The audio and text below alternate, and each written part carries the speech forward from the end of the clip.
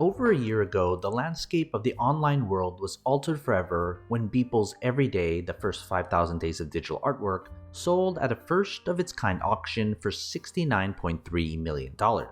While digital art wasn't a new concept, the medium had struggled to establish itself because of the ease of duplication. Right-click, copy. Made it near impossible to assign ownership and value. But the arrival of NFTs and blockchain technology finally enabled collectors and artists to verify the rightful owner and authenticity of digital artwork. In other words, no matter how many people choose to copy the digital item, there's only one true owner. Beeple's extraordinary sale was the ultimate test case. People would pay, and pay a lot, for purely digital items, and it opened the floodgate to a whole new market, sparking an NFT frenzy. The biggest craze was JPEG images that could be used as social profile pictures. One of the most successful ventures was the Bored Ape Yacht Club, which tied its token to an exclusive membership club in an effort to make it more than just expensive pictures. Some apes have sold for over $3 million.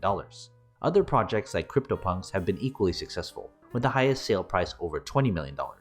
The rest, well, most aren't worth the words. Celebrities soon joined the fun, with many promoting or trying to inflate the price of NFTs they owned on late-night chat shows. Serial entrepreneurs like Gary Vee promptly joined the party, with all the same talk of community and the same outcome of money, money, money.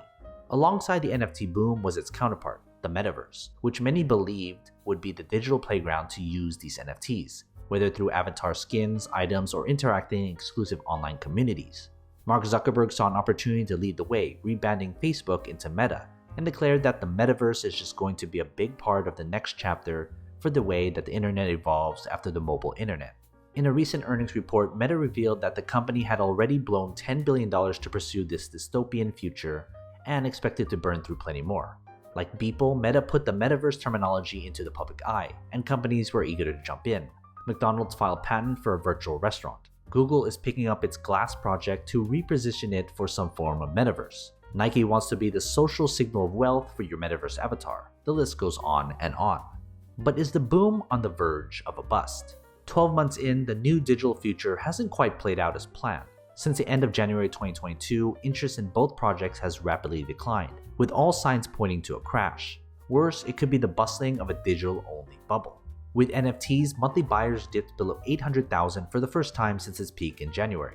The average NFT price fell from $6,800 in January to $2,000. Secondary sales dropped to $7,900 per day, down from a January peak of $38,000 per day, down from an all-time high of $103,000 per day last September. The effects of the drop have been felt across the entire NFT market. Data from CoinMarketCap shows the market cap has dropped from a high of $23 billion to around $10 billion, losing over half its value. A quick look on Google Trends compounds the fall, with global keyword search volume for the term NFT down 60 to 70% since January 2022. Metaverse search data follows a similar pattern. It rose out of obscurity and spiked on the back of Facebook's rebrand. Those skeptical of the company would point to this being the desired outcome, shifting attention away from the shit show that was Facebook. It has since tumbled down in an identical fashion. So is this little more than a money-making opportunity? As to the cause of the drop, external factors are at play. Most notably, the ongoing war between Russia and Ukraine and the resulting humanitarian crisis has turned attention and resources elsewhere, limiting the airtime and media buzz that drove the initial hype and changing investors' priorities. But the data shows that lowering interest was already underway. Recently, the whole category has come under increased regulatory scrutiny, with governments concerned about money laundering, tax evasion, and more, and regulatory action is looming. Then there's the steady stream of scams and fraud that have infested the community, and the lack of protection individual has when they lose out. Every month, a new NFT rug pull occurs. Scammers drive up the price, sells, then tokens head to zero. Like the Evolved Apes project that netted the founder nearly $3 million and left everyone else with nothing but a JPEG. They are so common that Gizmodo is now keeping a monthly track of NFT scams. But most of all, companies and creators touting NFTs and the metaverse are yet to find worthwhile use cases for them, and the public is starting to see through the self-fulfilling hype. NFT creators promise gamers and clubs and communities that never materialize because, reasons.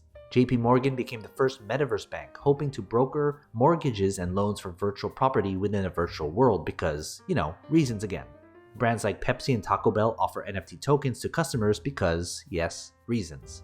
Twitter allowed users to verify their NFT, and it turned out the profile picture into a hexagon shape because, yes, again, reasons. Zuckerberg promised to revolutionize work and play and has so far given us a subpar Nintendo Wii avatar without the legs, and a remote work experience will have everyone running back to the office. Is this merely a Bitcoin-esque blip on the path to these new technologies establishing themselves, or is this the bubble bursting already? Of course, these technologies will stick around and might one day establish themselves and become the building blocks of the new decentralized internet they championed so hard. But at present, they are a pointless, expensive, resource-sucking result of capitalists gone mad. Here are some parting words from Amanda Yeo from a Mashable article published just before Beeple's sale. We don't need NFTs. We don't benefit from NFTs. The only anemic value gained upon purchasing an NFT is the ability to truthfully say, I own this NFT. A sentence with so little significance, it's laughable. So what are your thoughts? Is NFT and the Metaverse going down?